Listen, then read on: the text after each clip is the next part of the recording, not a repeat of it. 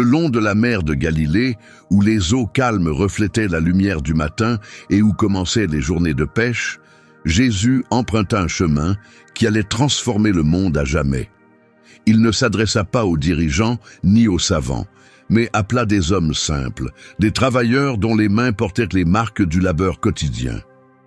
Les premiers à le suivre furent 2 paires de frères, Pierre et André, Jacques et Jean. Ces hommes ordinaires, chacun avec ses forces et ses faiblesses, laissèrent leur ancienne vie derrière eux pour marcher avec Jésus. Ils n'auraient jamais pu imaginer à quel point leur destin changerait, ni qu'ils deviendraient des figures centrales d'une foi qui toucherait des milliards de personnes. Leur parcours, des bateaux de pêche à la direction spirituelle, fut celui d'hommes transformés par l'amour de Jésus en guide pour d'autres. Près de cette même mer, dans l'air salé chargé de l'odeur des brises du jour, vivait un homme appelé Simon. Originaire de Bethsaïda et fils de Jonas, il était un pêcheur ordinaire, luttant chaque jour contre l'eau pour subvenir aux besoins de sa famille. Il travaillait aux côtés de son frère André, jetant les filets dans les vagues familières sous le soleil. C'est André qui présenta Simon à Jésus. Selon l'évangile de Jean, André vint vers son frère, rempli de joie, en disant qu'ils avaient trouvé le Messie. Il amena alors Simon à Jésus. Quand Jésus vit Simon, il regarda au-delà des apparences et lui donna un nouveau nom, Céphas, traduit par Pierre, qui signifie « roche ». Ce fut le début d'un changement que personne n'aurait pu prévoir. Quelques jours plus tard, alors que Pierre et André pêchèrent de nouveau, Jésus passa près d'eux. Dans l'évangile de Matthieu, il est écrit que Jésus s'arrêta, les observa et les invita à le suivre, disant qu'il leur apprendrait à rassembler des hommes plutôt que des poissons. Le message était bref mais bouleversant. Sans hésiter, ils quittèrent tout et le suivirent. Cette décision prise en un instant montrait qu'une force profonde s'était éveillée en eux. Pierre devint bientôt l'un des plus proches disciples de Jésus, avec Jacques et Jean. Son caractère audacieux et ses opinions franches le faisaient souvent ressortir. À un moment clé, rapporté dans Matthieu, Jésus demanda à ses disciples qui il croyait qu'il était. Pierre répondit. Avec assurance, il déclara que Jésus était le Messie, le Fils de Dieu. Jésus réagit avec joie, disant que Pierre était béni, car cette vérité venait de Dieu et non d'un enseignement humain. Plus tard, au cours d'une violente tempête, comme le raconte Matthieu, les disciples luttaient en mer lorsque Jésus s'approcha d'eux en marchant sur l'eau. Les autres eurent peur, mais Pierre, avec un mélange de foi et de courage, l'appela et demanda à venir vers lui. Jésus répondit d'un seul mot, « Viens ». Pierre sortit de la barque et marcha sur l'eau vers lui. Pendant un court instant, Pierre marcha là où aucun homme ne pouvait marcher. Mais dès qu'il remarqua la force du vent, la peur l'envahit. Commençant à couler, il cria à l'aide. Jésus tendit immédiatement la main, le soutint et lui dit « Pourquoi as-tu douté, toi qui avais si peu de foi ?» Cet épisode montra à la fois le courage exceptionnel de Pierre et sa vulnérabilité humaine face au doute. Pierre eut la chance rare d'être témoin d'événements extraordinaires. Dans l'évangile de Matthieu, chapitre 17, on lit que, avec Jacques et Jean, il fut conduit par Jésus sur une montagne. Là, Jésus fut transfiguré devant eux, son visage brilla comme le soleil et ses vêtements devinrent éclatants de blancheur. 2 anciens prophètes, Moïse et Élie, apparurent et parlèrent avec lui. Pierre, ne sachant comment réagir, proposa de construire 3 abris pour eux. Puis, une nuée lumineuse les enveloppa et une voix venue du ciel dit « Celui-ci est mon fils bien-aimé, écoutez-le ». Terrifiés, les disciples tombèrent le visage contre terre. Jésus s'approcha, les toucha doucement et leur dit de ne pas avoir peur. Quand ils levèrent les yeux, il ne restait que lui. Dans un autre moment, rapporté dans Marc chapitre 5, Pierre, Jacques et Jean furent choisis pour accompagner Jésus à la maison de Jaïrus, un chef de synagogue dont la fille venait de mourir. Alors que les gens pleuraient, Jésus leur dit que l'enfant n'était pas morte, mais simplement endormie. Ils se moquèrent de lui. Jésus demanda à tout le monde de sortir, sauf aux parents et à ses 3 disciples les plus proches. Il prit la main de la fillette et dit « Petite, je te le dis, lève-toi ». Aussitôt, la jeune fille de 12 ans se leva et se mit à marcher. Pierre vit ce miracle de ses propres yeux. La nuit de la trahison de Jésus, Matthieu raconte au chapitre 26 que Jésus emmena Pierre, Jacques et Jean à Gethsémane. Profondément troublé, il leur dit « Mon âme est accablée de tristesse. Restez ici et veillez avec moi. » Puis il s'éloigna un peu pour prier seul. Quand il revint, il dormait. Il dit à Pierre « Tu n'as pas pu veiller avec moi une seule heure ?» Au moment où Jésus avait le plus besoin de soutien, même ses amis les plus proches ne purent rester éveillés. Pierre passait souvent de la hardiesse à l'échec. Capable d'une grande foi, il agissait parfois avec imprudence. Dans l'évangile de Jean, chapitre 18, lorsque les soldats vinrent arrêter Jésus, Pierre tira une épée et frappa le serviteur du grand prêtre, lui coupant l'oreille. Mais Jésus lui ordonna d'arrêter en disant « Ceux qui prennent l'épée périront par l'épée ». Puis il toucha le serviteur et guérit sa blessure. Quelques heures plus tard, Pierre allait commettre son erreur la plus douloureuse. Dans Matthieu chapitre 26, on lit qu'après l'arrestation de Jésus, Pierre le suivit de loin et entra dans la cour du grand prêtre. En se réchauffant près du feu, une servante le reconnut et affirma qu'il avait été avec Jésus.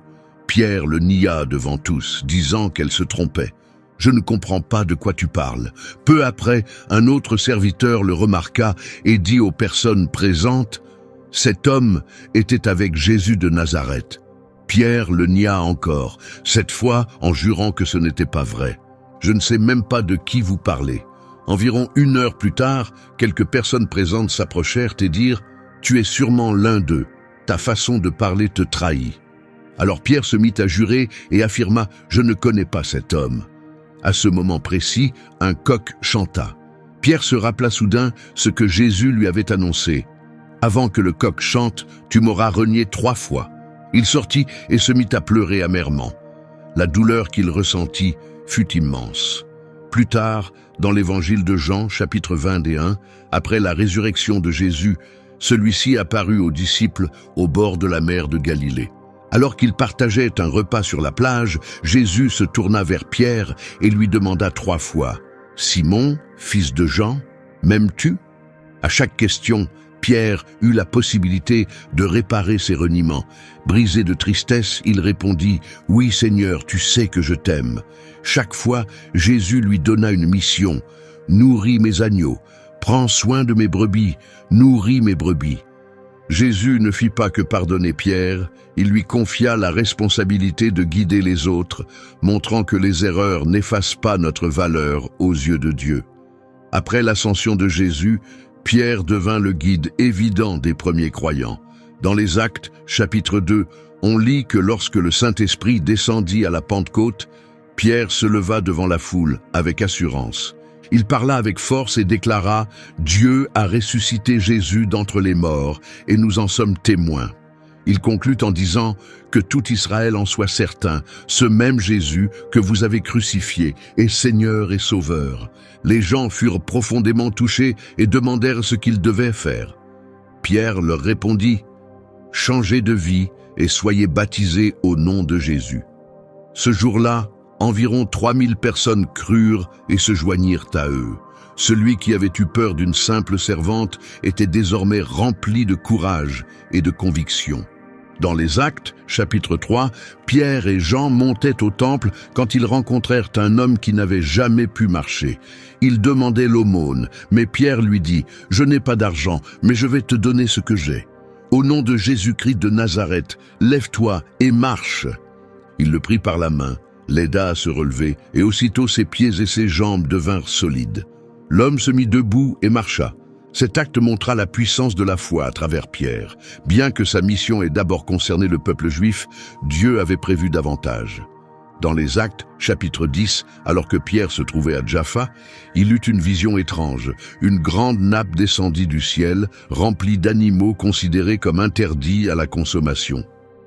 Une voix lui dit « Lève-toi, Pierre, tue et mange. » Mais Pierre protesta, affirmant qu'il n'avait jamais mangé ce qui était impur ou défendu. La voix répondit « Ne considère pas comme impur ce que Dieu a déclaré pur. » Peu après, des hommes envoyés par Corneille, un officier romain, vinrent inviter Pierre à sa maison. Pierre comprit alors que cette vision ne concernait pas la nourriture, mais les personnes. Arrivé à Césarée, chez Corneille, Pierre dit « Maintenant je comprends que Dieu ne fait pas de favoritisme ». Puis il annonça le message de Jésus à cette assemblée non juive. Pendant qu'il parlait, le Saint-Esprit descendit sur eux, et Pierre ordonna qu'ils soient baptisés. Ce fut un tournant décisif, ouvrant la voie pour que le message de Jésus atteigne toutes les nations. La tradition rapporte que Pierre fut le premier évêque d'Antioche puis de Rome. Après de longues années de prédication courageuse, il fut arrêté sous l'empereur Néron. La légende dit que Pierre demanda à être crucifié la tête en bas, se jugeant indigne de mourir comme Jésus. Son influence demeure non seulement par sa vie, mais aussi par ses lettres. Les épîtres de 1 et 2 Pierre reflètent la sagesse profonde d'un homme transformé par la miséricorde de Dieu. Celui qui avait autrefois renié Jésus écrivit plus tard pour encourager les croyants dans leurs épreuves. Ce simple pêcheur de Galilée était vraiment devenu une pierre solide de la foi, comme son nom l'avait annoncé. Sur les eaux familières de Galilée où travaillait son frère, André passait lui aussi ses journées à jeter les filets. Né à Bethsaïda, il partageait non seulement son métier avec Pierre, mais plus tard la même foi profonde qui allait façonner leur destinée. Contrairement à Pierre, André suivit d'abord Jean-Baptiste. Dans l'évangile de Jean, chapitre 1, on apprend qu'il était en quête de vérité. Il faisait partie de ceux qui écoutaient le prophète dans le désert, appelant les gens à se préparer pour la venue du Seigneur. Un jour, alors qu'André se tenait avec Jean près du Jourdain, Jésus passa. Jean le désigna en disant « Voici l'agneau de Dieu qui enlève le péché ». Ces paroles marquèrent André. Avec un autre disciple, il suivit Jésus. Quand Jésus se retourna et leur demanda ce qu'ils cherchaient, ils répondirent « Maître, où demeures-tu » Jésus répondit chaleureusement « Venez et voyez ». Il était environ 4 heures de l'après-midi lorsqu'ils allèrent avec lui et passèrent le reste de la journée à ses côtés. Cette rencontre changea à jamais le chemin d'André. Son enthousiasme débordait. Dans Jean chapitre 1, il est dit que la première chose qu'il fit après avoir rencontré Jésus fut de chercher son frère. Rempli de joie, il trouva Simon et lui annonça « Nous avons trouvé le Messie ». Et il l'amena aussitôt à Jésus. André fut le lien qui rapprocha Pierre de Jésus. Quelques jours plus tard, comme le rapporte Matthieu chapitre 4, versets 18 à 20, les 2 frères étaient occupés à pêcher, jetant leurs filets dans le lac, quand Jésus passa sur la rive. Il s'arrêta, les regarda et leur dit « Suivez-moi, et je vous apprendrai à pêcher des hommes. » Ils n'hésitèrent pas. André et Pierre laissèrent tout et le suivirent. Pour André, ce n'était pas une découverte nouvelle. Cela confirmait un appel qu'il ressentait déjà au fond de lui, même s'il ne faisait pas partie du cercle le plus proche de Jésus comme Pierre. Pourtant, André vécut des moments forts et personnels avec Jésus.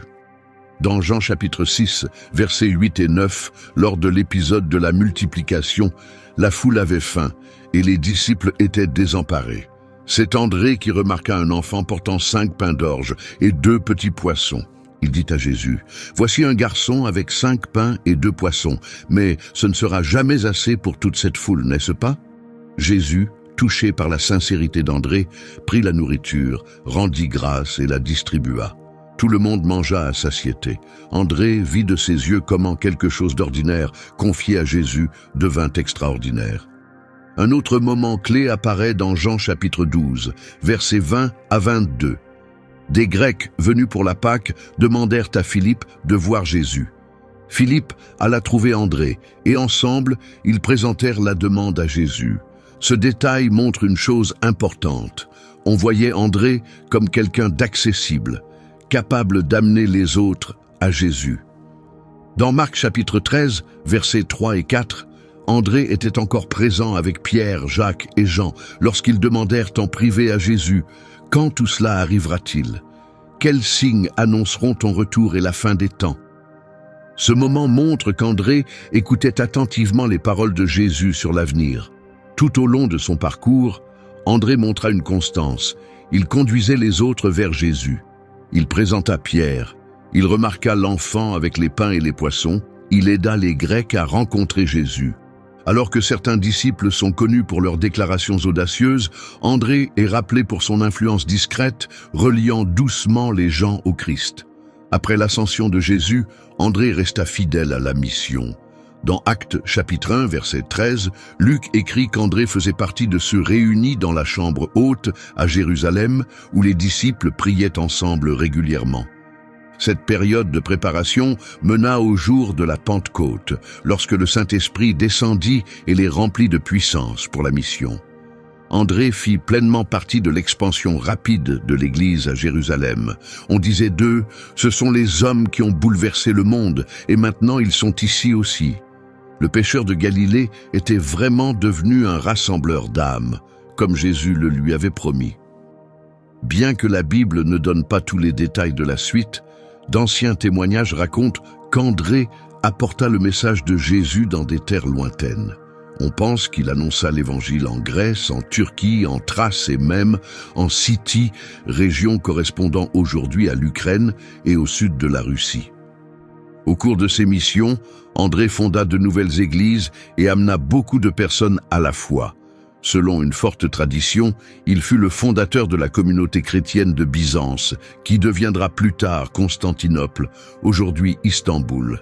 Pour cette raison, André est particulièrement honoré dans l'Église orthodoxe orientale, surtout en Europe de l'Est. La fin de la vie d'André refléta la même fidélité qu'au début. De vieux écrits racontent qu'il fut exécuté pour sa foi dans la ville de Patra, en Grèce actuelle. Il fut attaché à une croix en forme de X, devenue la croix de Saint-André. Tout comme Pierre l'avait fait, André crut qu'il n'était pas digne de mourir de la même manière que Jésus. Il demande donc une croix d'une forme différente. Même suspendu dans la douleur, André ne cessa pas de prêcher. Pendant 2 jours, il encouragea les croyants venus le voir, les exhortant à rester fidèles à Jésus.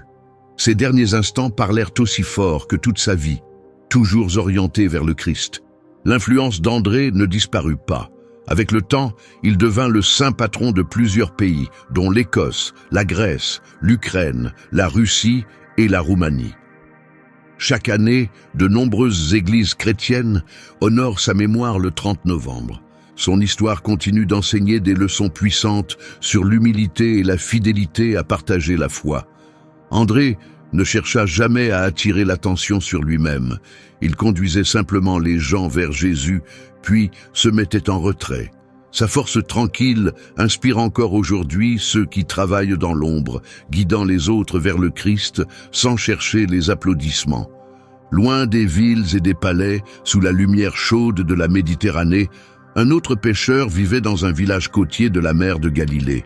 Il s'appelait Jacques, fils de Zébédée et de Salomé, et il était le frère aîné de Jean. Leur entreprise familiale prospérait assez pour employer d'autres hommes. Chaque jour, Jacques et Jean travaillaient avec leur père, jetant et réparant les filets. Dans l'évangile de Matthieu, chapitre 4, versets 20 et 1 et 22, il est écrit qu'après avoir invité Pierre et André à le suivre, Jésus continua de marcher le long de la rive et vit Jacques et Jean avec leur père. Il les appela et aussitôt ils quittèrent la barque et même leur père pour le suivre. La décision de Jacques fut audacieuse. Il abandonna un travail stable et un père qui comptait sur lui pour suivre un maître sans demeure. Il devait y avoir une force exceptionnelle dans la présence de Jésus pour rendre un tel choix évident. Avec le temps, le caractère de Jacques devint plus clair. Dans Marc chapitre 3, verset 17, Jésus donna à Jacques et à son frère un surnom spécial, Boanerges, ce qui signifie « fils du tonnerre ». Ce n'était pas un nom choisi au hasard. Les 2 frères étaient connus pour leur tempérament fort et leur réaction rapide, qui s'exprimait parfois avec passion. Jacques, avec Pierre et Jean, fut choisi pour faire partie du cercle le plus proche de Jésus. Dans Matthieu chapitre 17, versets 1 à 9, il est rapporté que Jésus emmena ses 3 disciples sur une haute montagne, où il se transfigura devant eux. Son visage brilla comme le soleil, et ses vêtements devinrent d'un blanc éclatant. Moïse et Élie apparurent et parlèrent avec lui. Jacques fut témoin de cette scène extraordinaire, où la nature divine de Jésus devint claire. Pris de peur, ils tombèrent face contre terre. Bouleversés par cette vision céleste, Dans un autre épisode, rapporté dans Marc chapitre 5, verset 37, Jésus permit seulement à Pierre, Jacques et Jean de l'accompagner à la maison de Jaïrus, un chef de synagogue. Là, Jacques vit un miracle bouleversant. Jésus prit la main de la fille de Jaïrus et dit « Petite fille, je te le dis, lève-toi » et elle revint à la vie. Jacques fut témoin direct de cette puissance. La nuit où Jésus fut trahi, Jacques fut encore l'un des rares à rester proche. Dans Matthieu chapitre 26, versets 36 et 37, Jésus emmena Pierre, Jacques et Jean plus loin dans le jardin de Gethsémane et leur demanda de rester éveillés et de prier avec lui dans son angoisse profonde. Le caractère fougueux de Jacques apparaît aussi dans Luc chapitre 9, versets 51 à 56, quand un village samaritain refusa d'accueillir Jésus. En colère, Jacques et Jean demandèrent « Seigneur, veux-tu que nous fassions tomber le feu du ciel pour les détruire ?» Mais Jésus les réprimanda fermement, montrant que sa mission reposait sur la grâce et la miséricorde, et non sur la vengeance. Le désir de grandeur de Jacques réapparut dans Matthieu chapitre 20, versets 20 à 28, quand leur mère, Salomé, demanda à Jésus « Promets que mes fils siégeront près de toi dans ton royaume, l'un à ta droite et l'autre à ta gauche. » Jésus répondit par une question profonde « Pouvez-vous boire la coupe que je vais boire ?» Jacques et Jean répondirent « Oui, nous le pouvons. » Jésus leur dit « Vous boirez bien ma coupe, mais les places d'honneur appartiennent à ceux que mon Père a choisis. » Cette scène révéla à la fois l'ambition audacieuse de Jacques et sa sincère dévotion, même s'il ne comprenait pas encore le prix à payer pour suivre Jésus. Peu à peu, marcher avec Jésus transforma Jacques. Sa fougue se changea en courage, orienté vers l'annonce de la bonne nouvelle. Comme Jésus enseignait que la grandeur vient du service, Jacques commença à vivre ses valeurs. Celui qui voulait autrefois détruire un village apprit à pardonner et à aimer ceux qui s'opposaient à lui. Le disciple qui recherchait la gloire commença à comprendre que le véritable honneur se trouve dans le sacrifice. Cette profonde transformation est une preuve vivante de la puissance de Jésus à changer une vie. Après la venue du Saint-Esprit et la croissance de l'Église, Jacques prit un rôle important à Jérusalem. Mais sa mission fut plus courte que celle des autres apôtres.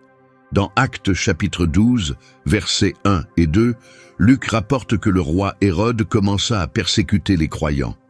Jacques, frère de Jean, fut exécuté par ordre d'Hérode. Cela arriva vers l'an 44. Hérode Agrippa I, cherchant à plaire au peuple juif, ordonna sa mise à mort, probablement par décapitation. Jacques devint ainsi le premier des 12 apôtres à mourir pour sa foi, accomplissant la prédiction de Jésus selon laquelle il partagerait sa souffrance.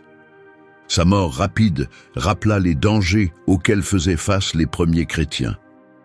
Tandis que certains apôtres vécurent de longues années à voyager et prêcher, Jacques donna sa vie à peine une dizaine d'années après la résurrection de Jésus. Plus tard, certaines traditions affirmèrent qu'il avait prêché en Espagne avant de revenir à Jérusalem où il fut exécuté. Selon ces récits, son corps fut transporté miraculeusement jusqu'à Compostelle, en Espagne. Aujourd'hui, une grande cathédrale s'y dresse, et elle est devenue l'un des pèlerinages les plus célèbres au monde, le Camino de Santiago. Jacques fut reconnu comme le saint patron des pèlerins et de l'Espagne. Il est frappant de constater que l'homme que Jésus avait corrigé pour avoir voulu détruire un village fut plus tard représenté comme un guerrier sacré. En réalité, Jacques avait appris une autre voie. Sa véritable mémoire réside dans son engagement sans faille envers Jésus. Celui qui avait dit « Nous pouvons boire ta coupe » prouva par sa vie que ses paroles étaient sincères. L'histoire de Jacques montre comment un tempérament fort et impulsif peut être transformé en un cœur prêt à servir Dieu jusqu'au don total de sa vie. Un autre disciple important de Jésus fut Jean, le fils cadet de Zébédée et de Salomé. Aux côtés de son frère aîné et de leur père, Jean apprit dès son jeune âge à pêcher, à affronter les défis de la mer et à goûter la joie d'une pêche abondante après de longues heures de travail. Il est possible que, avant de suivre Jésus, Jean ait déjà été disciple de Jean-Baptiste. Dans le premier chapitre de l'évangile de Jean, versets 35 à 40, 2 disciples du Baptiste suivirent Jésus après que celui-ci l'eut désigné comme l'agneau de Dieu. L'un d'eux fut identifié comme André, et beaucoup pensent que l'autre était Jean lui-même. L'appel officiel de Jean eut lieu peu après, en même temps que celui de son frère Jacques. Comme le rapporte Matthieu chapitre 4, versets 21 et 22, Jésus vit les 2 frères dans une barque, avec leur père en train de réparer les filets. Il les appela, et aussitôt, ils laissèrent la barque et leur père pour le suivre. Cette décision rapide montrait qu'une force profonde travaillait déjà dans leur cœur. Le jeune homme de Galilée abandonna un métier familial sûr pour suivre un chemin incertain auprès d'un maître au charisme unique. Parmi tous les disciples de Jésus, Jean occupa une place particulière. Dans son propre évangile, il se décrit souvent comme « le disciple que Jésus aimait », une expression qui révèle la profondeur et la singularité de sa relation avec le Seigneur. Cette proximité apparaît dans plusieurs moments marquants du ministère de Jésus. Comme son frère Jacques, Jean faisait partie du cercle intime de Jésus avec Pierre. Dans Matthieu chapitre 17, versets 1 à 9, il est écrit que ces 3 disciples furent conduits par Jésus sur une haute montagne, où il fut transfiguré devant eux. Son visage resplendit comme le soleil, ses vêtements devinrent d'un blanc éclatant. Et il parla avec Moïse et Élie. Ce fut un instant céleste qui marqua à jamais Jean, révélant la nature divine de Jésus d'une façon inoubliable. Dans Marc chapitre 5, verset 37, Jean fut encore choisi pour accompagner Jésus à la maison de Jaïrus, où il vit de ses propres yeux la fille du chef de synagogue revenir à la vie. Être témoin de tels signes renforça profondément sa foi et lui donna une compréhension plus claire de l'identité véritable de Jésus. L'évangile écrit par Jean reflète cette relation unique. Dans le chapitre 13, versets 23 à 25, lors du dernier repas, Jean était tout près de Jésus. À un moment, il se pencha contre lui pour lui poser une question en privé. Cette posture traduit l'intimité affective et spirituelle qui les unissait. Quand Jésus affronta sa plus grande souffrance, la plupart des disciples s'enfuirent, par peur. Mais Jean resta. Dans Jean chapitre 19, versets 26 et 27, on lit qu'il fut le seul disciple masculin présent au pied de la croix. Voyant sa mère et Jean, Jésus dit à Marie, « Voici ton fils », puis à Jean, « Voici ta mère ». Dès ce moment, Jean prit Marie chez lui. Cette demande personnelle montrait la confiance profonde que Jésus plaçait en lui. Après la résurrection, Jean manifesta encore sa fidélité. Dans Jean chapitre 20, versets 1 à 10, Marie-Madeleine annonça à Pierre et à Jean que le tombeau était vide. Les 2 coururent sur place. Jean arriva le premier, mais attendit Pierre avant d'entrer. En voyant les linges posés là, Jean crut. Cela peut indiquer qu'il fut le premier à comprendre pleinement la réalité de la résurrection. Celui que Jésus avait surnommé « Fils du tonnerre » dans Marc chapitre 3, verset 17, vécut une transformation intérieure profonde. Le jeune homme fougueux devint plus tard l'apôtre, connu pour son message d'amour. Dans l'Église primitive, Jean travailla souvent aux côtés de Pierre. Dans Actes chapitres 3 et 4, versets 1 à 22, ils montèrent ensemble au temple, où Pierre guérit un homme paralysé. Jean fut témoin du miracle, de la réaction de la foule et de leur défense courageuse devant les chefs religieux. Plus loin, dans Actes chapitre 8, versets 14 à 17, Jean accompagna Pierre en Samarie pour vérifier les nouvelles conversions. Dans Galates chapitre 2, verset 9, Paul décrit Jean comme l'une des colonnes de l'Église, aux côtés de Pierre et de Jacques, le frère du Seigneur. Cela montre le respect qu'il inspirait et son rôle de leader pour préserver et transmettre l'enseignement de Jésus. Selon les premières traditions chrétiennes, Jean s'installa ensuite à Éphèse, où il devint une voix essentielle pour les églises d'Asie mineure. Son ministère visait à aider les croyants à mieux comprendre qui était vraiment Jésus et comment son amour pouvait transformer une vie. Celui qui avait un jour reposé sur la poitrine de Jésus conduisait désormais d'innombrables personnes à vivre la même intimité avec le Sauveur. Contrairement à Jacques, premier des apôtres à mourir pour sa foi, Jean vécut jusqu'à un âge avancé. La tradition dit qu'il fut le seul à ne pas mourir martyr, bien qu'il ait connu la persécution. Dans Apocalypse chapitre 1 verset 9, Jean écrit qu'il avait été exilé sur l'île de Patmos à cause de son attachement à la parole de Dieu et de son témoignage en faveur de Jésus. On pense que cela arriva sous l'empereur Domitien alors que Jean était déjà âgé. Sur Patmos, il reçut les visions puissantes et symboliques qui composent le livre de l'Apocalypse, le dernier livre du Nouveau Testament. La tradition chrétienne attribue à Jean 5 écrits, l'Évangile, 3 lettres et l'Apocalypse. Ces textes reflètent un penseur profond, ayant longuement médité sur la vie et le message du Christ. Dans son Évangile, Jésus est présenté comme la parole éternelle faite chair. Dans ses lettres, l'amour est mis au centre de la vie chrétienne. Dans l'Apocalypse, Jean transmet la vision du triomphe final du Christ. Les thèmes récurrents, lumière, vérité, vie et surtout amour, révèlent combien Jean avait été transformé. Le pécheur fougueux devint un père spirituel sage dont les mots célèbres « Petits enfants, aimez-vous les uns les autres » résonnèrent bien après sa mort. Selon la tradition, Jean vécut jusqu'à l'an 100 environ et mourut à Éphèse sous l'empereur Trajan. Le garçon qui avait travaillé sur les eaux de Galilée vécut assez longtemps pour voir l'Évangile se répandre dans l'Empire romain et l'Église affronter ses premières grandes persécutions. Jean est encore appelé l'apôtre de l'amour. Dans 1 Jean chapitre 4, verset 8, il écrivit « Celui qui n'aime pas ne connaît pas Dieu, car Dieu est amour. » Parmi tous les disciples, Jean fut peut-être celui qui comprit le mieux le cœur de Jésus. Le Dieu qui s'est approché de nous au point de laisser son ami reposer sur sa poitrine et qui invite chacun à trouver ce même repos en lui. Après Jean, le prochain disciple appelé fut Philippe, le 5e à rejoindre Jésus après André, Pierre, Jacques et Jean. Originaire de Bethsaïda, un petit village de pêcheurs au bord de la mer de Galilée, la même ville que Pierre et André, il fut trouvé directement par Jésus. Dans Jean chapitre 1 verset 43, il est écrit « Le lendemain, Jésus décida de se rendre en Galilée. Il trouva Philippe et lui dit « Suis-moi ».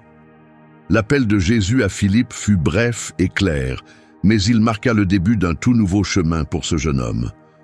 Contrairement à beaucoup d'autres disciples, Philippe portait un nom grec, ce qui laisse penser qu'il avait grandi dans un environnement influencé par la culture grecque.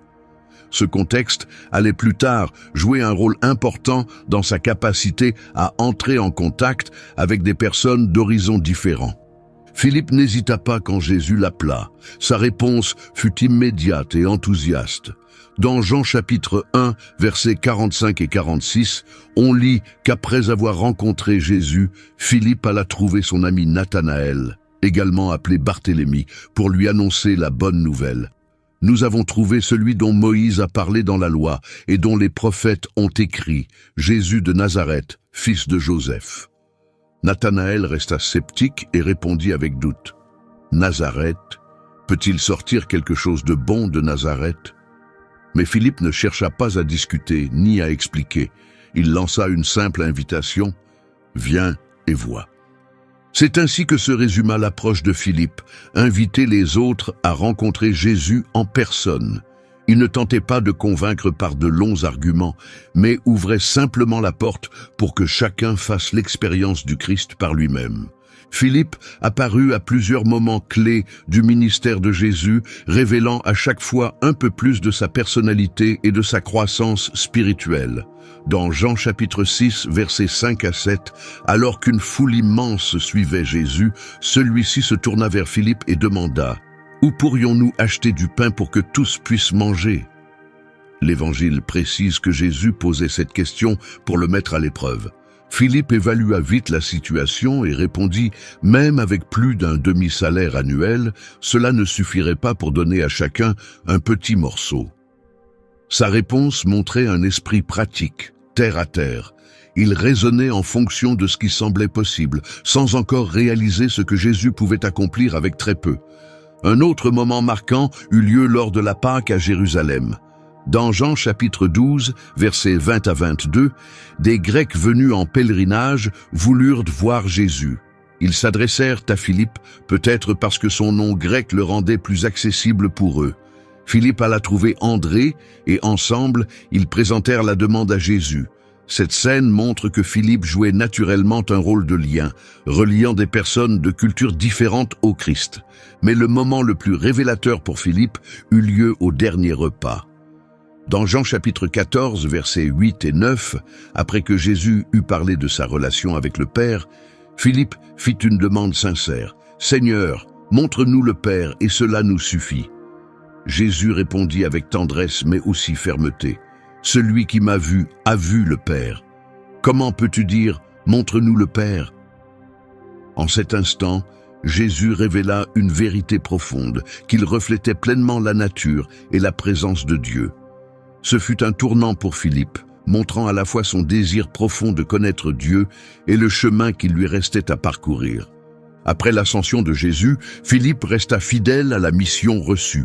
Dans Actes chapitre 1, verset 13, Luc le mentionne parmi les disciples réunis dans la chambre haute à Jérusalem, priant ensemble et attendant le don du Saint-Esprit. Il était présent le jour de la Pentecôte, lorsque l'Esprit descendit et les remplit de puissance pour la mission mondiale.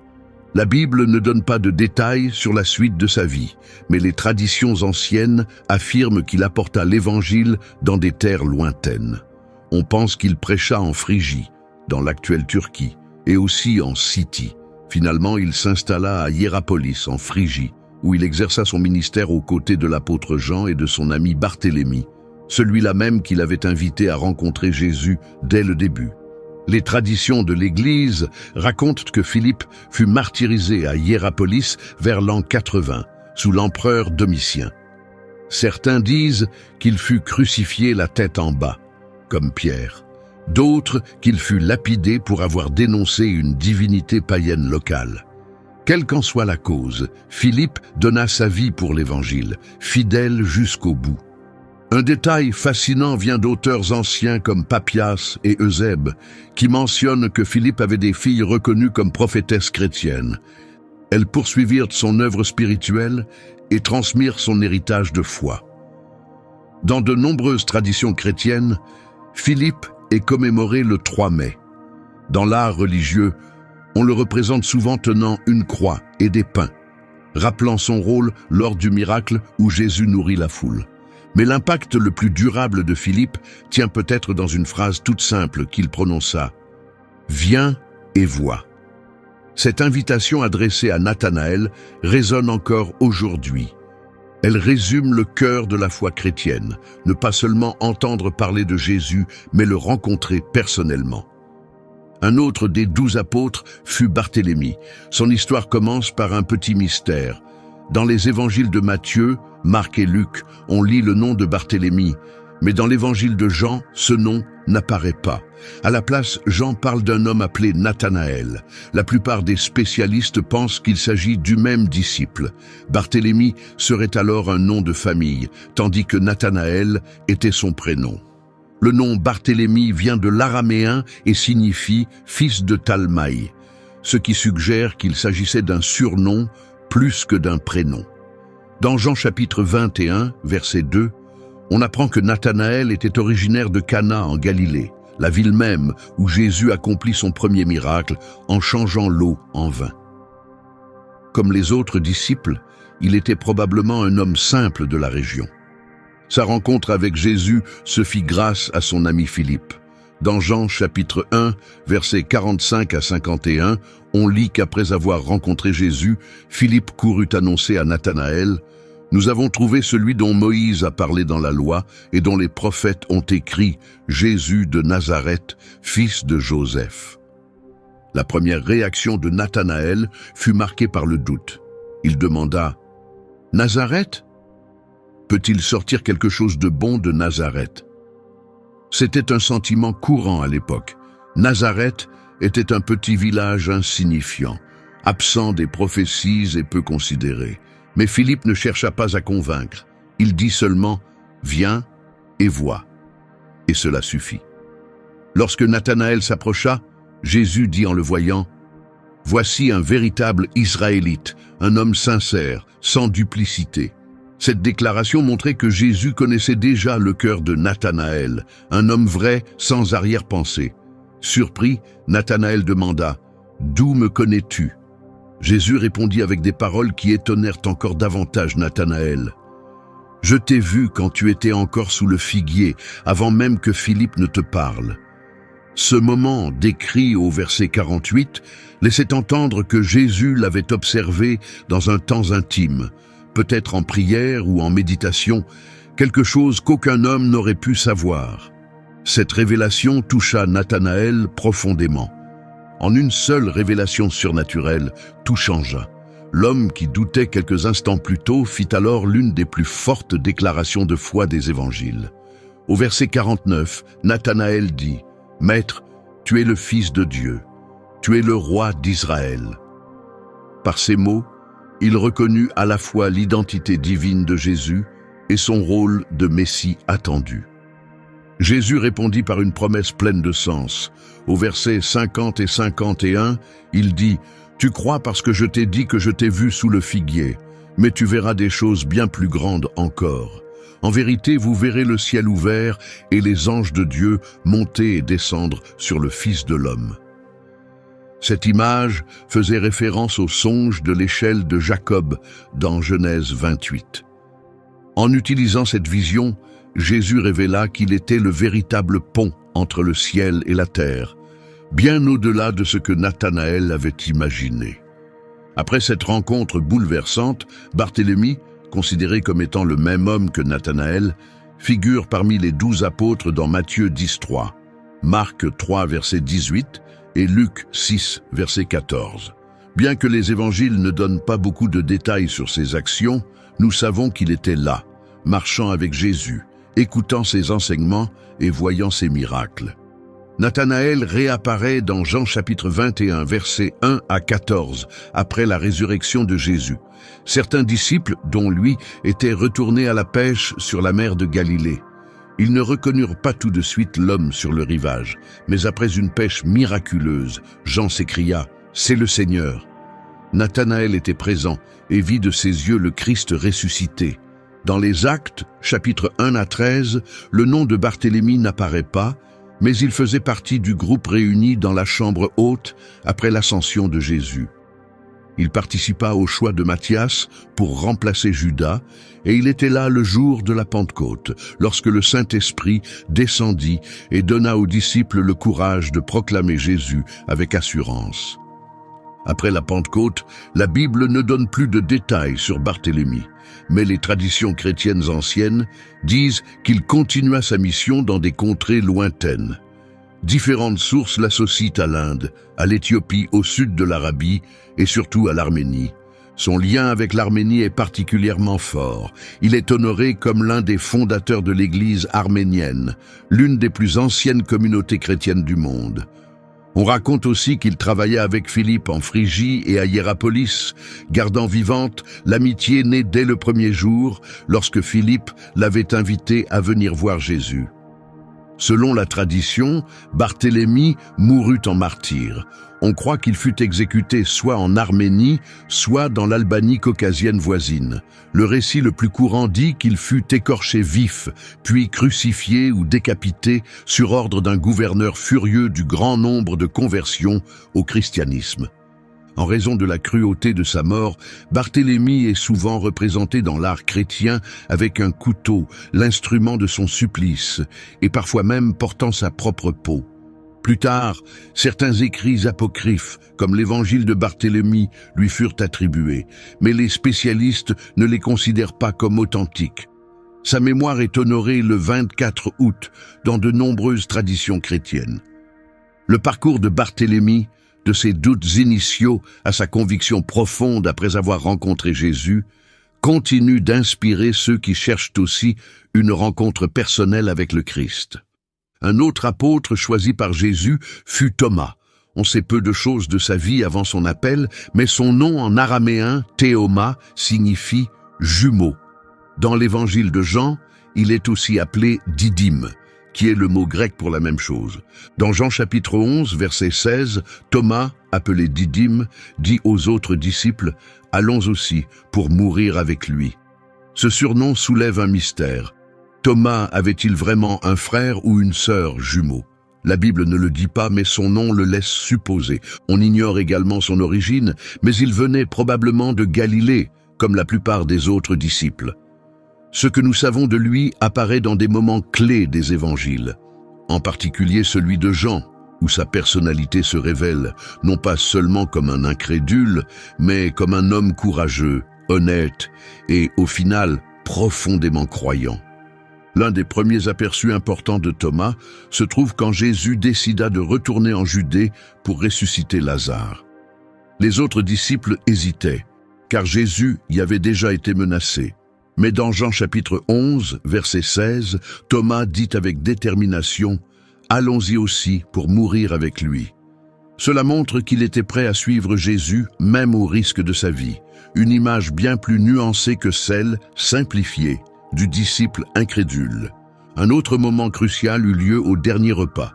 Dans Jean chapitre 14, verset 5, après que Jésus eut dit qu'il allait leur préparer une place, Thomas exprima sa confusion. « Seigneur, nous ne savons pas où tu vas, comment pourrions-nous en connaître le chemin ?» Sa question sincère amena l'une des réponses les plus fortes de Jésus. « Je suis le chemin, la vérité et la vie. Nul ne vient au Père, sinon par moi. » Mais la scène la plus connue concernant Thomas arriva après la résurrection. Dans Jean chapitre 20, verset 24, on lit qu'il n'était pas présent quand Jésus apparut d'abord aux disciples. Lorsqu'ils lui dirent qu'ils avaient vu le Seigneur, Thomas répondit « Si je ne vois pas la marque des clous dans ses mains, si je ne mets pas mon doigt dans la plaie de son côté, je ne croirai pas. » 8 jours plus tard, Jésus revint, cette fois avec Thomas présent. Dans Jean chapitre 20, verset 27, Jésus s'adressa directement à lui. « Mets ton doigt ici et regarde mes mains. Avance ta main et mets-la dans mon côté. Ne sois pas incrédule, mais crois. » On ne sait pas si Thomas toucha réellement les plaies comme il l'avait dit. Mais ce qui compte, c'est sa réaction immédiate et puissante. Il déclara « Mon Seigneur et mon Dieu ». C'est l'une des plus grandes professions de foi du Nouveau Testament. Jésus lui répondit « Tu crois parce que tu m'as vu. Heureux ceux qui n'ont pas vu et qui ont cru. » Ce n'était pas une critique sévère, mais un message d'espérance pour tous les croyants à venir, ceux qui n'auraient jamais vu le Christ ressuscité, mais qui croiraient néanmoins. Jean mentionne encore Thomas au chapitre 21, quand il est au bord de la mer de Galilée, avec les autres disciples lors d'une apparition du Christ ressuscité. C'était le jour de la pêche miraculeuse et du rétablissement personnel de Pierre. Après la Pentecôte, comme raconté dans Actes chapitre 2, Thomas fit partie de l'Église naissante et de la mission mondiale. Même si la Bible ne donne pas de détails sur son ministère, les traditions chrétiennes anciennes disent qu'il voyagea plus loin que tous les autres apôtres. On croit qu'il prêcha en partie l'actuel nord-est de l'Iran, puis en Perse et en Inde. Le lien entre Thomas et l'Inde est particulièrement fort et bien attesté. On dit qu'il atteignit la côte sud-ouest de l'Inde, dans l'actuel Kerala, vers l'an 52. Là, il fonda plusieurs communautés chrétiennes. La tradition parle de 7 églises et baptisa beaucoup de personnes, y compris des familles nobles. Une légende raconte même qu'il baptisa les mages, les sages venus voir Jésus après sa naissance. Bien que cette histoire ne puisse être prouvée, elle montre l'importance de son souvenir pour les chrétiens indiens. La vie de Thomas se termina violemment. Selon la tradition, il mourut en martyr près de Milapore, aujourd'hui Chennai, sur la côte est de l'Inde, vers l'an 72. On dit qu'il fut tué par des lances, sur ordre d'un dirigeant local irrité par le grand nombre de conversions, y compris dans sa propre famille. L'impact le plus durable de Thomas se voit dans la communauté qui porte son nom, les chrétiens de Saint Thomas en Inde. Ce groupe fait remonter ses origines directement à son œuvre missionnaire et reste l'une des plus anciennes communautés chrétiennes du monde. Ces croyants existaient bien avant l'arrivée des missionnaires européens en Asie. Aujourd'hui encore, de nombreuses églises honorent la vie et le témoignage de Thomas le 3 juillet. Avec le temps, plusieurs écrits lui furent attribués, comme les Actes de Thomas et l'Évangile de Thomas. Bien que ces textes ne soient pas considérés comme authentiques, ils montrent combien son héritage continua à inspirer les générations suivantes.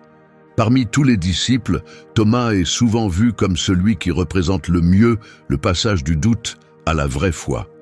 Son histoire montre que poser des questions n'est pas une faiblesse, c'est parfois le chemin même vers une croyance plus profonde. En réalité, c'est sa demande de preuve qui mena à l'une des plus belles déclarations sur l'identité de Jésus, « Mon Seigneur et mon Dieu ».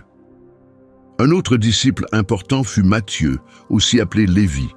Avant de devenir apôtre, il exerçait un métier méprisé dans la société juive du 1er siècle. Dans Marc chapitre 2, verset 14, il est présenté comme Lévi, fils d'Alphée, assis à son bureau de collecteur d'impôts à Capernaum. Dans son propre évangile, Matthieu chapitre 9, verset 9, il raconte qu'il se trouvait à son poste de péage lorsque Jésus s'approcha.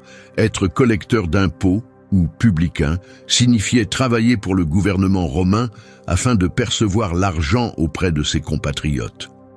Les collecteurs avaient une réputation de corruption car beaucoup exigeaient plus que le montant dû et gardaient la différence pour eux. À cause de cela, ils étaient vus à la fois comme des traîtres collaborant avec l'occupant et comme des voleurs exploitant leurs voisins. Les responsables religieux les classaient parmi les pires pécheurs, les déclaraient impurs et les excluaient des assemblées spirituelles et sociales. Dans ce contexte, l'appel de Jésus à Matthieu est d'autant plus surprenant. Le moment qui changea sa vie est décrit simplement mais avec force dans Matthieu chapitre 9, verset 9.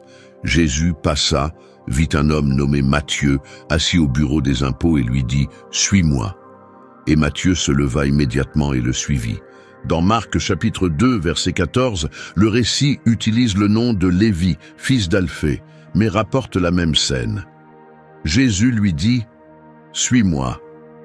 Et Lévi laissa tout pour marcher à sa suite. Ce qui frappe, c'est la rapidité de sa réponse. Il ne demanda pas de délai, ne posa pas de questions. Il se leva et abandonna une carrière qui, bien que mal vue, restait très lucrative. En partant, il renonçait non seulement à un travail, mais à un mode de vie et à une identité. Son premier geste, après avoir suivi Jésus, montra clairement le changement en lui. Dans Luc chapitre 5, verset 29, on lit que Lévi organisa un grand banquet chez lui en l'honneur de Jésus, et il invita beaucoup de collecteurs d'impôts et d'autres exclus de la société religieuse. Matthieu ouvrit sa maison et sa table, non seulement à Jésus, mais aussi à ses anciens collègues et amis rejetés. Il voulait qu'il rencontre celui qui avait bouleversé sa vie. Mais ce geste attira de vives critiques des autorités religieuses. Dans Matthieu chapitre 9, versets 10 à 13, elles demandèrent « Pourquoi votre maître mange-t-il avec les collecteurs d'impôts et les pécheurs ?» Jésus entendit leurs remarques et répondit avec une vérité puissante « Les bien portants n'ont pas besoin de médecins, mais les malades en ont besoin.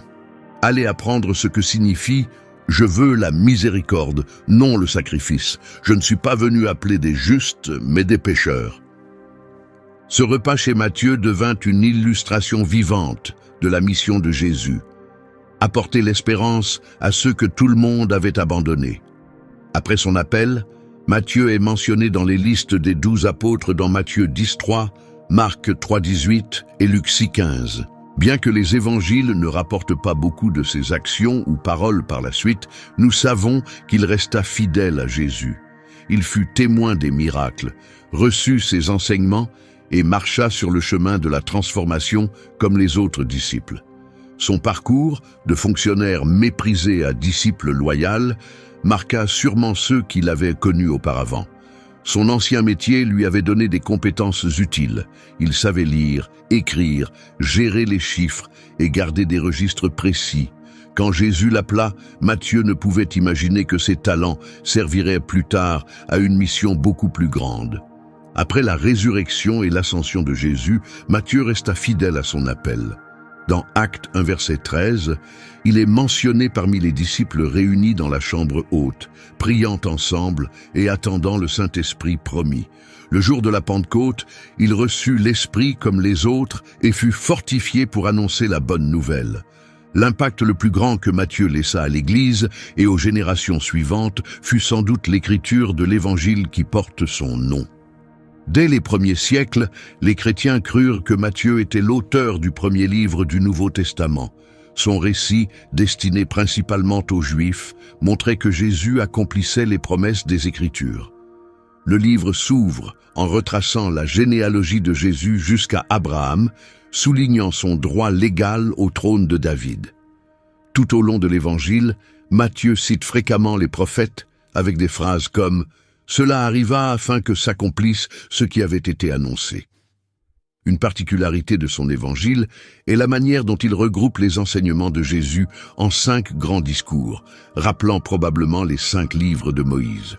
Ces ensembles incluent le célèbre Sermon sur la montagne au chapitre 5 à 7, les instructions pour l'envoi des disciples au chapitre 10, les paraboles sur le royaume au chapitre 13, les enseignements sur la vie dans la communauté de foi au chapitre 18, et enfin, les discours sur les temps à venir et le jugement au chapitre 24 et 25. Cette structure réfléchie montre comment l'expérience passée de Matthieu dans la tenue de registres précis a pu influencer son écriture. Les écrits anciens de l'Église disent que Matthieu continua à prêcher en Judée pendant environ 15 ans après la Pentecôte, annonçant le message de Jésus à ses compatriotes juifs. Plus tard, il aurait voyagé vers des régions lointaines comme l'Éthiopie, la Perse ou la Parthie. Certains récits affirment qu'il s'adressa surtout aux communautés juives vivant hors d'Israël, ce qui correspond bien à l'orientation de son évangile. La fin de sa vie reste incertaine. Certaines sources disent qu'il fut tué pour sa foi en Éthiopie ou en Perse, peut-être par l'épée ou par la lance. D'autres pensent qu'il vécut jusqu'à un âge avancé et mourut naturellement, faisant de lui l'un des rares apôtres qui n'auraient pas connu le martyre.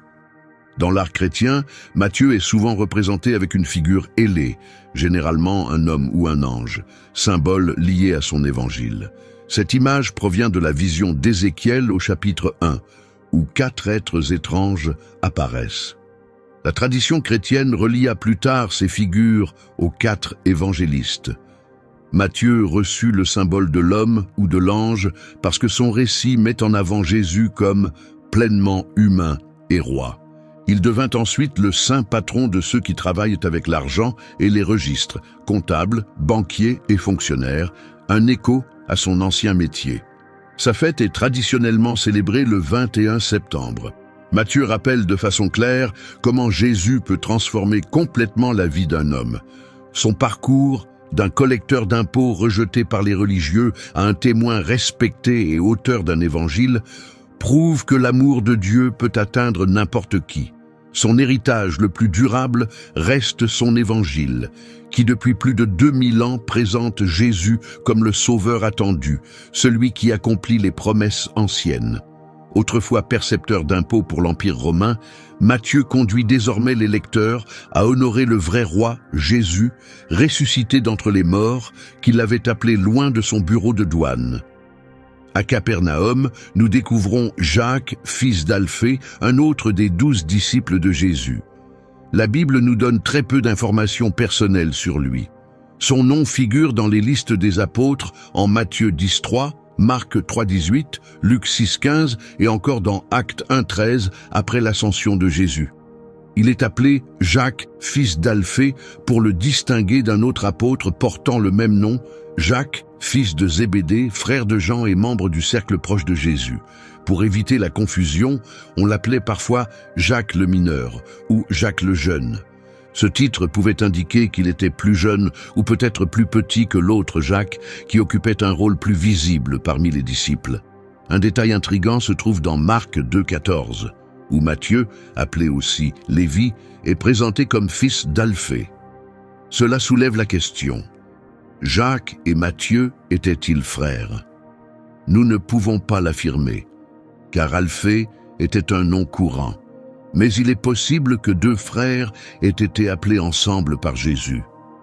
Certaines traditions anciennes ont aussi tenté de l'identifier avec Jacques, le frère du Seigneur, mentionné par Paul dans Galates 1,19. Mais la plupart des chercheurs estiment qu'il s'agissait de deux personnes différentes. Jacques, fils d'Alphée, faisait partie des 12 originaux.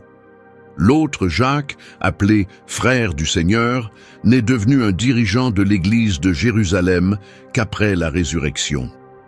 La Bible ne raconte pas en détail comment Jésus appela Jacques fils d'Alphée, mais cela arriva probablement en Galilée, comme pour la plupart des disciples. Même si aucun récit précis ne se concentre sur lui, Jacques était bien présent dans tous les moments clés de la mission de Jésus. Dans les listes, il apparaît dans le deuxième groupe de 4, pas dans le cercle intime comme Pierre, Jacques fils de Zébédée et Jean, mais pas non plus tout à la fin. Cela montre qu'il n'était pas l'un des plus influents, mais qu'il restait respecté et digne de confiance. Bien qu'il ne soit pas mentionné dans des scènes marquantes, Jacques vit les mêmes miracles que les autres. Il vit Jésus calmer la tempête, nourrir des foules immenses avec quelques pains, guérir les malades et relever les morts. Il entendit les paraboles, le sermon sur la montagne et les enseignements privés donnés seulement aux 12. Après la résurrection, Jacques fut témoin du Christ vivant. Dans 1 Corinthiens 15, 5-7, Paul écrit que Jésus apparut à Jacques avant de se montrer aux autres apôtres. Il était aussi présent lors de l'Ascension, un moment inoubliable qui renforça certainement sa foi et son engagement. Après le retour de Jésus au ciel, Jacques resta à Jérusalem avec les autres disciples. Dans Actes 1, verset 13, Luc cite son nom parmi ceux réunis dans la chambre haute. Ils persévéraient ensemble dans la prière, attendant l'accomplissement de la promesse du Saint-Esprit. À la Pentecôte, comme le raconte Actes chapitre 2, Jacques reçut lui aussi la puissance de l'Esprit. Quand des langues semblables à du feu se posèrent sur chacun, il fut rempli de courage pour proclamer Jésus. Il participa à ce jour extraordinaire où Pierre prêcha et où 3000 personnes crurent en Christ. Jacques joua un rôle dans les premiers jours du mouvement chrétien à Jérusalem. Il partagea les luttes et les dangers auxquels l'Église fut confrontée. Il vit ses compagnons apôtres arrêtés. Il assista au martyre d'Étienne, le premier à mourir pour sa foi, et il connut la dispersion des croyants lorsque la persécution les força à quitter la ville. Après cette période initiale, la Bible ne dit plus où Jacques alla, ni ce qu'il fit. Cependant, des sources anciennes affirment qu'il voyagea loin pour annoncer le message. Certaines traditions le placent en Égypte, prêchant dans des villes comme Alexandrie. D'autres disent qu'il porta la bonne nouvelle en Perse, l'actuel Iran, partageant le Christ dans des terres qui ne l'avaient jamais entendu. D'autres encore le lient à la Syrie, où il aurait fondé des églises et formé de nouveaux disciples. Bien que la Bible ne décrive pas la fin de sa vie, des écrits anciens disent que Jacques mourut en martyr. Selon ces traditions, il fut tué à Ostrakine, en Basse-Égypte, alors qu'il prêchait l'Évangile. Certains racontent qu'il fut crucifié, suivant ainsi le chemin de Jésus. D'autres disent qu'il fut lapidé, comme Étienne. Dans certaines branches du christianisme, Jacques est honoré avec l'apôtre Philippe le 3 mai. Dans l'art religieux, il est souvent représenté tenant un bâton de foulon, un outil utilisé pour assouplir et nettoyer les tissus. Cela pourrait refléter une légende sur son métier avant de suivre Jésus, ou bien être lié à la manière dont il mourut. Il est important de préciser que l'épître de Jacques dans le Nouveau Testament n'a pas été écrite par Jacques, fils d'Alphée. Cette lettre est généralement attribuée à un autre Jacques, le frère de Jésus, qui devint plus tard le chef de l'église de Jérusalem. La vie de Jacques nous rappelle une vérité essentielle. Tous les disciples de Jésus n'occupent pas une place de premier plan dans le récit biblique. Certains, comme Pierre et Jean, sont souvent cités, mais d'autres servent fidèlement dans l'ombre. Jacques, fils d'Alphée, était de ces disciples solides et discrets. Même si son rôle n'est pas détaillé par des récits, il resta profondément important dans le plan de Dieu. Nous arrivons maintenant à un autre des 12, Jude Thaddée. Cet apôtre est connu sous différents noms dans la Bible, ce qui crée parfois de la confusion. Dans Luc 6,16, il est appelé Judas, fils de Jacques, ou selon certaines versions, Judas, frère de Jacques. Dans Actes 1, verset 13, il est encore mentionné comme Judas, fils de Jacques. Mais dans Matthieu 10,3 et Marc 3,18, il est simplement nommé Thaddée. Dans quelques anciennes versions de Matthieu, il est même appelé Lébbé. Ces différents noms servaient probablement à le distinguer de l'autre Judas, Judas Iscario, celui qui trahit Jésus. Le nom Thaddée vient sans doute d'un surnom qui pourrait signifier courageux ou au cœur fort. L'autre nom, Lébbé, pourrait désigner quelqu'un d'affectueux ou de loyal, un homme de cœur. Il est important de ne pas le confondre avec d'autres figures du Nouveau Testament. Il n'était pas Judas Iscario, ni Jude, frère de Jésus, mentionné dans Marc 6,3. La Bible ne rapporte qu'un seul moment précis concernant Jude Thaddée, mais il est marquant. Lors du dernier repas, alors que Jésus préparait ses disciples à son départ et annonçait la venue du Saint-Esprit, Jude Thaddée posa une question profonde. Dans Jean 14, 22, il dit « Seigneur, pourquoi te manifesteras-tu à nous et non pas au monde ?»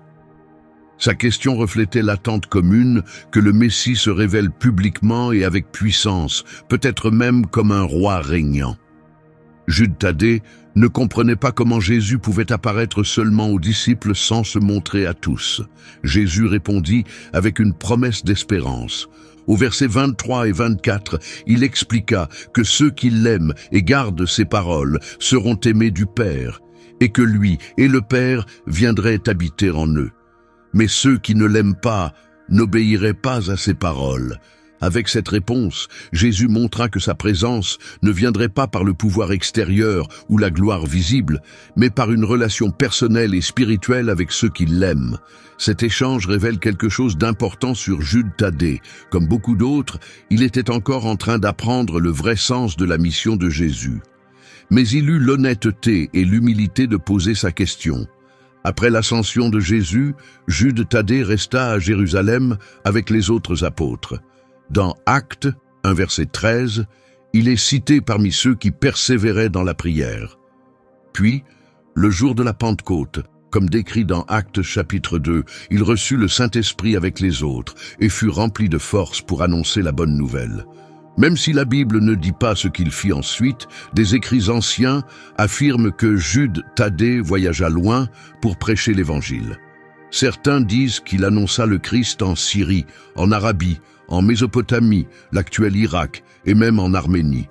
Un récit bien connu le relie au roi Abgar V d'Édesse, une région située dans l'actuelle Turquie du sud-est. Selon cette tradition, le roi, gravement malade, avait entendu parler des guérisons de Jésus. Après l'ascension du Seigneur, Jude Thaddée serait allé à Édesse, aurait guéri le roi et aidé à fonder une communauté chrétienne sur place. Certaines versions de l'histoire disent même qu'il apporta avec lui le mandilion, un linge portant l'image du visage de Jésus. Une autre tradition largement répandue dit que Jude Thaddée travailla souvent avec Simon le Zélote.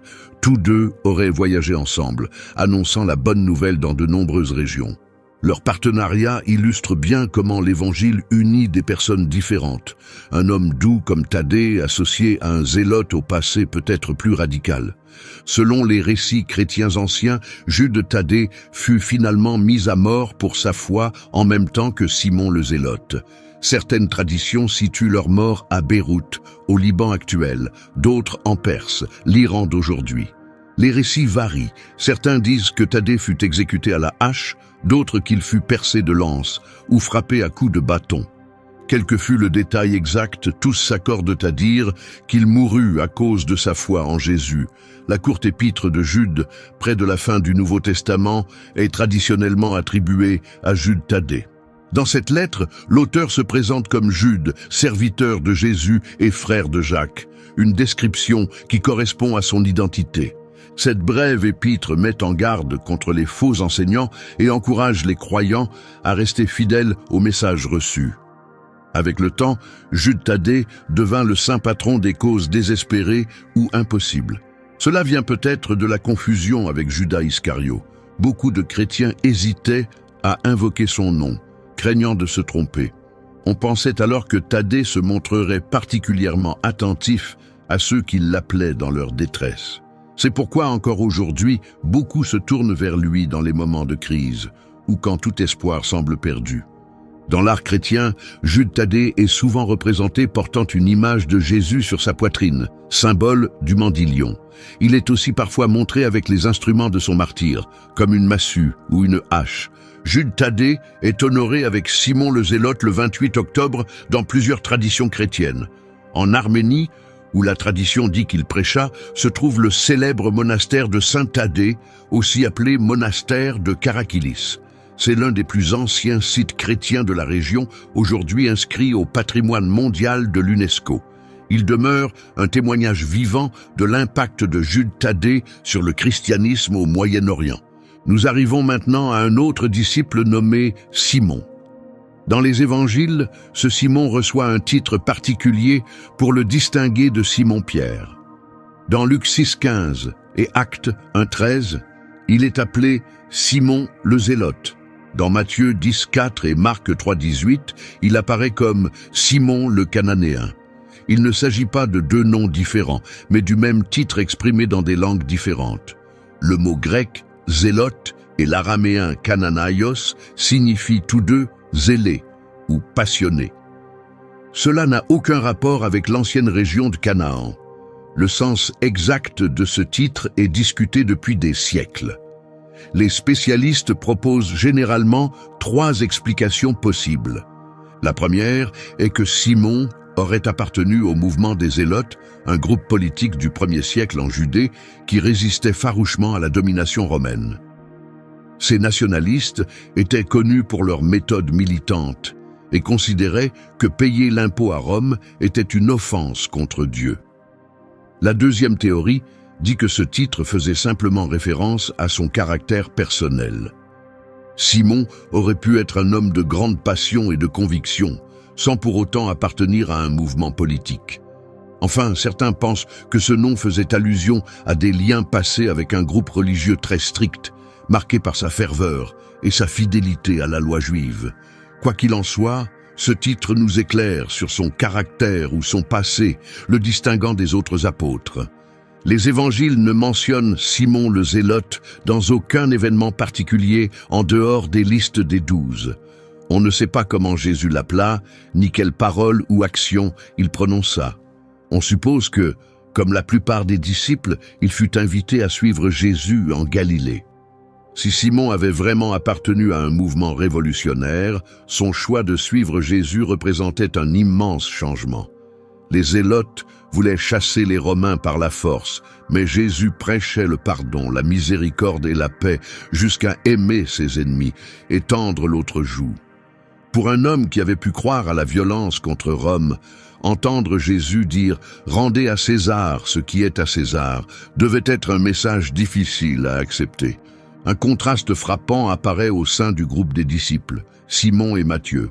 Si Simon rejetait Rome, il devait mépriser ceux qui travaillaient pour elle. Et Matthieu avait été collecteur d'impôts pour l'Empire. Normalement, ils auraient été des ennemis jurés. Mais Jésus les rassembla dans le même cercle. Ce contraste puissant montre que son message dépassait toutes les barrières politiques et sociales. Il unit des hommes qui, autrement, n'auraient jamais marché côte à côte. Simon vit les mêmes choses que les autres disciples, les miracles, les signes et les enseignements qui changeaient leur vision du royaume de Dieu. Il vit Jésus nourrir des foules avec quelques pains, calmer la tempête d'un mot, guérir des malades et ressusciter les morts. Il entendit les paraboles et les leçons données aux 12. Peu à peu, Simon passa de l'attente d'un changement terrestre à la compréhension de la mission spirituelle de Jésus. Après l'ascension de Jésus, Simon resta à Jérusalem avec les autres apôtres. Dans Actes 1, verset 13, il est cité parmi ceux qui priaient dans la chambre haute. Puis, dans Actes 2, le jour de la Pentecôte, il reçut le Saint-Esprit. Par cette puissance, il annonça courageusement la bonne nouvelle, comme les autres. Même si la Bible ne raconte pas la suite de son ministère, de vieilles traditions disent qu'il voyagea loin pour répandre l'Évangile. Certains affirment qu'il partit en Égypte et en Afrique du Nord, formant de nouvelles églises. D'autres le lient à la Perse et à Babylone, les actuels Irak et Iran. Certaines légendes britanniques affirment même qu'il aurait atteint les îles britanniques, mais sans preuve solide. Ce qui est sûr, c'est que Simon voyagea loin, portant le message de Jésus bien au-delà de sa terre natale. Beaucoup de récits disent aussi qu'il travailla étroitement avec Jude Thaddée. Ensemble, ils formèrent une équipe missionnaire qui annonça l'Évangile dans de nouvelles régions. Ce duo surprenant, un homme peut-être ancien révolutionnaire et un autre connu pour sa douceur, illustre comment l'Évangile réunit des personnalités très différentes dans une même mission. Si Simon avait autrefois cru à la révolte, sa vie ultérieure comme prédicateur de paix et de pardon est profondément ironique. Celui qui pouvait soutenir la lutte armée finit par porter un message d'amour pour les ennemis et de guérison pour tous. Les récits anciens disent qu'il mourut en martyr avec Jude Thaddée, alors qu'ils prêchaient ensemble en Perse. Les traditions divergent. Certains disent qu'il fut scié en deux, d'autres qu'il fut crucifié. Pour cette raison, l'art chrétien le représente souvent avec une scie, symbole de son martyre. Simon et Jude Thaddée sont honorés ensemble le 28 octobre dans de nombreuses traditions chrétiennes, en mémoire de leur mission commune et de leur mort pour la foi. L'histoire de Simon montre comment Jésus rassembla des personnes très différentes. Le groupe des 12 n'était pas composé d'hommes semblables ou issus du même milieu, mais de personnalités diverses, avec des métiers et des caractères variés. Jésus n'exigea pas qu'ils pensent tous pareil ou partagent les mêmes opinions politiques. Ce qu'il cherchait, c'était la confiance et un cœur prêt à le suivre. Le parcours de Simon montre que l'Évangile dépasse toutes les frontières humaines. Dans un temps marqué par de fortes divisions religieuses et politiques, Jésus choisit des disciples venus de camps opposés. En Simon, nous voyons que le royaume de Dieu ne se limite pas aux choix politiques des hommes. Sa vie prouve aussi ce qui arrive quand la passion est transformée. Jésus ne lui enleva pas son ardeur, il lui donna une nouvelle direction. Ce feu, qui avait pu nourrir la révolte, devint une énergie consacrée à une mission éternelle. Simon nous apprend que Jésus ne supprime pas notre passion. Il lui donne un sens, pour qu'elle serve à ce qui compte vraiment. Nous en arrivons maintenant à l'une des figures les plus tragiques des apôtres, Judas Iscario, celui qui allait trahir Jésus. Dans Jean 6, 71 et 13, 26, il est présenté comme Judas, fils de Simon Iscario. Le nom Iscario vient probablement de l'hébreu Ish-Kério, qui signifie « homme de Kérioth », une ville de Judée. Si c'est vrai, Judas aurait été le seul apôtre à ne pas venir de Galilée, ce qui faisait de lui un étranger au sein du groupe. Pourtant, malgré cela, Judas fut choisi par Jésus. Dans Luc 6, 12 à 16, on lit qu'avant de choisir les 12, Jésus passa toute la nuit en prière. Judas fit partie de ceux qu'il désigna après ce temps de prière, pleinement inclus dans le cercle le plus proche de Jésus. Jésus connaissait le cœur de chacun de ceux qu'il avait appelés, y compris celui de Judas. Pourtant, il l'accueillit, lui donna le même accès, les mêmes enseignements et la même occasion de voir les miracles que les autres. Judas marcha aux côtés de Jésus, entendit ses paroles directement et fit l'expérience du même amour et de la même grâce. Parmi les 12, Judas occupait une place de confiance. Il gérait la bourse commune du groupe. Dans l'évangile de Jean, chapitres 12 et 13, il est mentionné comme responsable de l'argent et chargé de faire des achats pour la communauté. Cette responsabilité montre qu'il possédait sans doute des compétences d'organisation et qu'il avait d'abord été considéré comme digne de confiance par les autres. Mais, peu à peu, des signes inquiétants de son caractère apparaissent dans les récits. Un épisode en particulier révèle ce qu'il portait en lui. Dans la maison de Simon le lépreux, à Béthanie, raconté dans Jean 12, Marie oignit les pieds de Jésus avec un parfum très coûteux. Judas s'opposa aussitôt, demandant pourquoi ce parfum n'avait pas été vendu pour 300 deniers afin de donner l'argent aux pauvres. Mais Jean ajoute un détail essentiel. Judas ne se souciait pas vraiment des pauvres. Il volait dans la bourse et prenait souvent pour lui ce qui appartenait au groupe. Cet événement révèle beaucoup de choses. Judas se cachait derrière un masque de compassion, feignant de se soucier des autres alors qu'il agissait par intérêt personnel. Ses gestes montraient la tromperie et l'hypocrisie, des paroles pieuses qui ne reflétaient pas la réalité de son cœur. Peut-être même ressentait-il de la jalousie en voyant Jésus honoré de manière si intime et généreuse. Tout atteignit son point critique lors du dernier repas. Dans Luc 22:3, il est dit que Satan entra dans Judas, l'un des 12. Jean 13:27 confirme ce moment, précisant que dès que Judas a reçu le morceau de pain donné par Jésus, Satan s'empara de lui. Pourtant, malgré cette influence spirituelle, les évangiles soulignent que Judas agit par choix. Il était responsable de sa décision. Pendant le repas, Jésus annonça qu'un des disciples le trahirait. Dans Matthieu 26, il dit « L'un de vous me livrera ». Les disciples, bouleversés, demandèrent chacun « Est-ce moi, Seigneur ?» Quand Judas posa la même question, Jésus répondit « Tu l'as dit ». Jean rapporte encore plus de détails. Jésus indiqua que celui à qui il donnerait le morceau trempé serait le traître. Il le donna à Judas, l'identifiant clairement. Plus tard, dans sa prière, Jean 17:12, Jésus l'appela le fils de perdition, signe que Judas avait choisi son chemin tout en entrant dans le plan de Dieu. Sa trahison n'était pas un élan soudain, elle fut préparée. Dans Matthieu 26, 14-16, Judas alla voir les chefs religieux et leur demanda ce qu'ils lui donneraient en échange de Jésus. Ils comptèrent 30 pièces d'argent et dès lors, Judas chercha l'occasion pour agir. Ce montant, 30 pièces d'argent, avait un poids symbolique fort. Dans Exode 21-32, c'était le prix fixé pour un esclave tué, une somme méprisable. Le prophète Zacharie y fait aussi référence. Chapitre 11, versets 12-13, lorsqu'il reçut 30 pièces comme salaire et parla de ce beau prix avec ironie. Ce passage annonçait ce que Judas allait faire des siècles plus tard.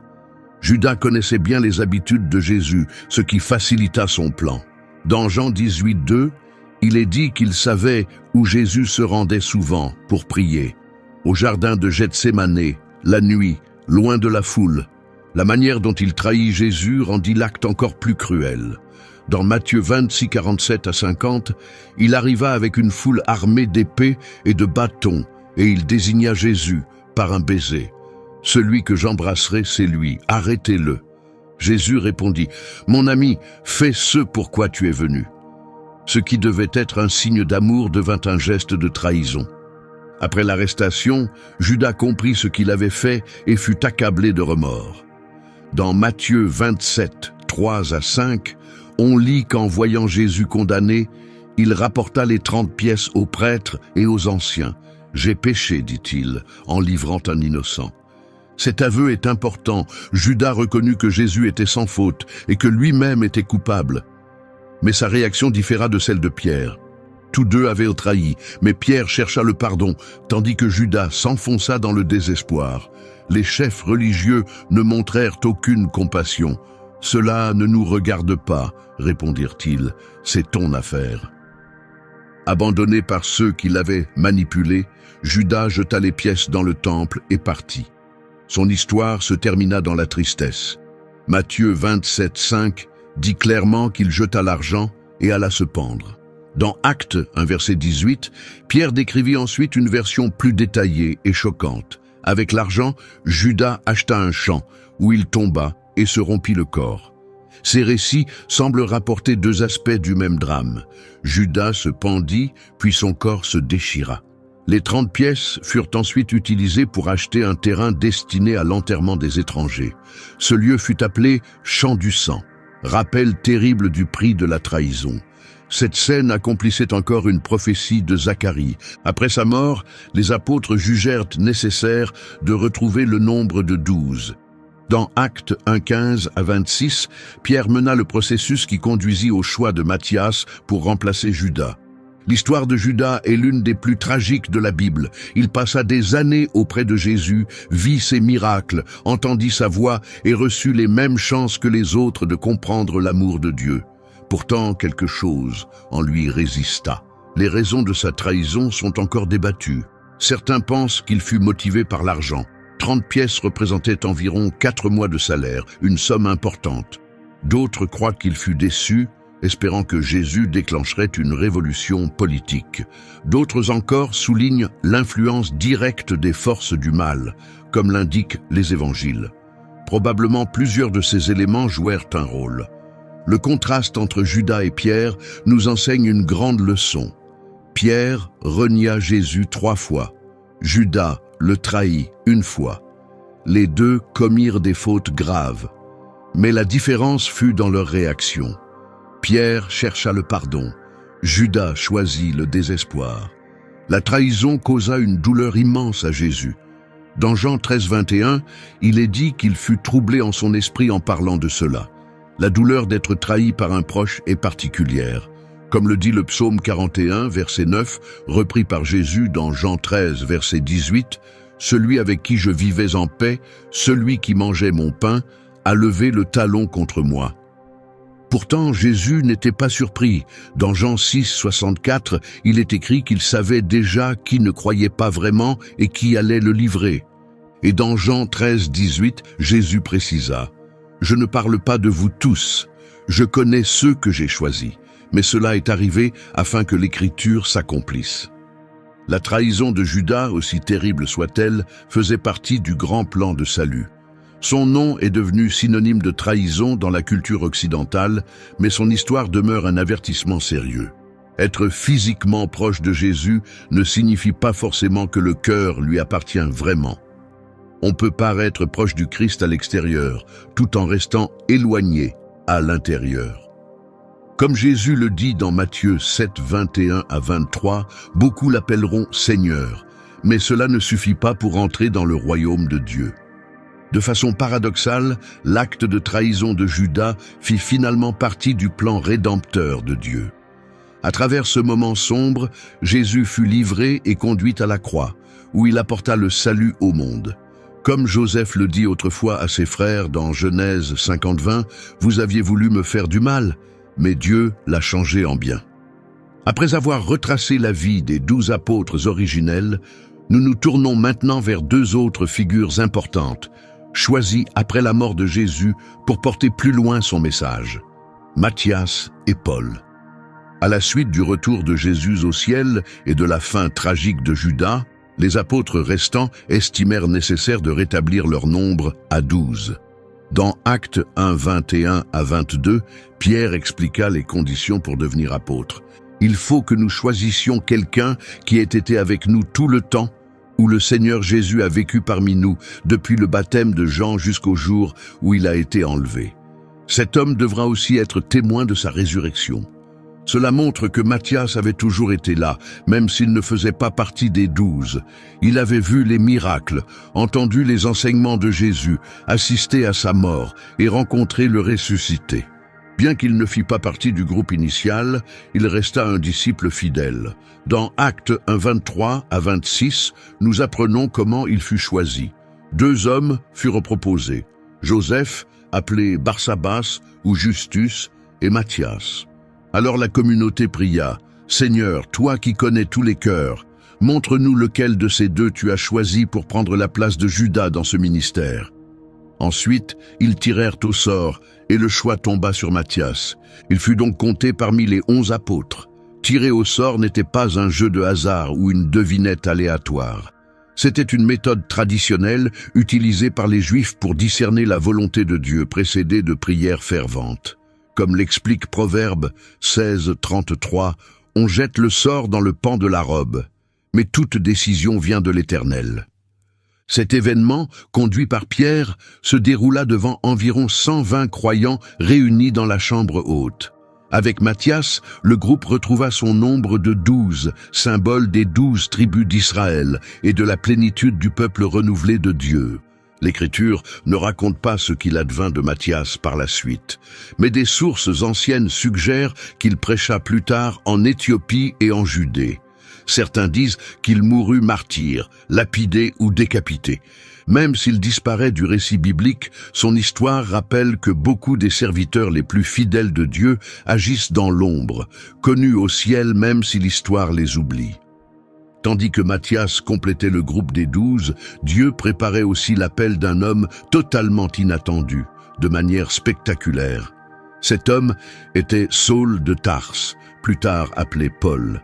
Au départ, Paul était un ennemi farouche des chrétiens. Dans Actes 9, 1-2, il est écrit qu'il respirait encore la menace et le meurtre contre les disciples du Seigneur. Il se rendit auprès du grand prêtre pour obtenir des lettres adressées aux synagogues de Damas, afin d'arrêter les hommes et les femmes qui suivaient la voie et de les ramener enchaînés à Jérusalem. Mais tout changea lorsqu'il rencontra le Christ ressuscité. Dans Actes 9, 3-6, il est dit que sur le chemin de Damas, une lumière éclatante venue du ciel l'entoura soudainement. Tombant à terre, il entendit une voix qui l'appelait « Saul, Saul, pourquoi me persécutes-tu » Il répondit « Qui es-tu, Seigneur » La voix répliqua « Je suis Jésus, celui que tu persécutes. Lève-toi maintenant, entre dans la ville, et l'on te dira ce que tu dois faire. » Ce moment changea Saul à jamais. L'homme qui traquait les chrétiens devint leur plus ardent défenseur. Celui qui voulait faire taire l'Évangile en devint la voix la plus forte. Jésus lui-même appela Paul à annoncer la bonne nouvelle au monde non-juif, au-delà d'Israël et dans tout l'Empire romain. Dans 1 Corinthiens 15, 8-9, Paul se décrit comme « né hors du temps ». Et le moindre des apôtres, reconnaissant qu'il ne méritait pas ce titre puisqu'il avait persécuté l'Église. Pourtant, il ajoute « C'est par la grâce de Dieu que je suis ce que je suis ». La mission de Paul prit forme à travers 3 grands voyages, racontés dans le livre des Actes. Au cours de ces déplacements, il fonda des communautés chrétiennes en Asie mineure et en Grèce. Il écrivit aussi 13 lettres du Nouveau Testament, expliquant avec clarté que le salut vient par la grâce, au moyen de la foi. Paul n'élargit pas seulement la portée de l'Évangile à travers le monde romain. Il lui donna des bases théologiques profondes par ses explications sur l'œuvre accomplie par Jésus. Selon la tradition, Paul fut exécuté à Rome, probablement décapité sous les persécutions brutales de l'empereur Néron. Même s'il ne faisait pas partie des 12 premiers, il est reconnu comme apôtre, car il fut directement choisi par le Christ ressuscité et joua un rôle essentiel dans l'Église primitive. Comme il l'explique dans Galates 1, 12, « Il n'a pas reçu l'évangile d'un homme, ni appris d'un maître humain, mais par une révélation de Jésus-Christ. Il disait, « Je n'ai pas reçu l'évangile d'un homme, et personne ne me l'a enseigné. Je l'ai reçu par une révélation de Jésus-Christ. » La vie de Paul prouve que Dieu peut appeler même les personnes les plus inattendues, transformant des ennemis en messagers, des adversaires en croyants. Comme il l'écrit dans 1 Timothée 1 verset 16, « J'ai obtenu miséricorde, afin que Jésus-Christ montre en moi, le premier, toute sa patience, pour servir d'exemple à ceux qui croiraient en lui pour la vie éternelle. » Nous arrivons ainsi à la fin de ce voyage, à travers la vie des 12 apôtres de Jésus, des hommes ordinaires transformés à jamais par leur rencontre avec le Messie. Ils venaient de milieux très différents, pêcheurs, collecteurs d'impôts, zélotes ou encore sceptiques. Chacun avait ses faiblesses, ses forces et une histoire de transformation. Pierre, prompt à parler, devint une pierre angulaire de l'Église.